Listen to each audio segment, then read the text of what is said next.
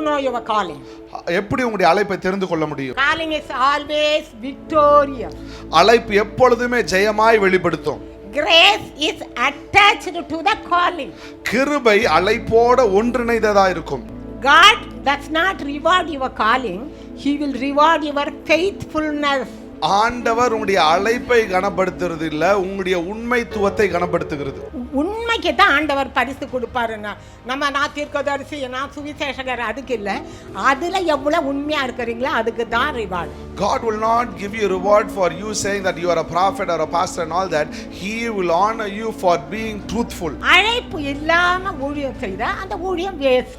Without calling, if you do ministry, it is waste. Calling has its own authority. அழைப்புக்கு தன்னுடைய சொந்த அதிகாரம் உண்டு. If the doctors goes to the court, யோசித்து பாருங்க, டாக்டர் போய் ஒரு கோர்ட்டுக்கு போனா என்ன நடக்கும்? and the lawyers go to the operation theater, what happens? யோசித்து பாருங்க, லாயர் நல்லா சூட் போட்டு ஹாஸ்பிடல் ஆபரேஷன் தியேட்டர் போனா என்ன ஆகும்? என்ன ஆகும்? both the cases, ரெண்டு கேஸும் என்ன ஆகும்? what will happen? both the case, ரெண்டு கேஸும் அவுட் ஆயிடும். ரெண்டு கேஸ் அவுட் ஆயிடும். both the cases are done, முடிஞ்சிருச்சு. அதனால calling very very important. Calling is very important.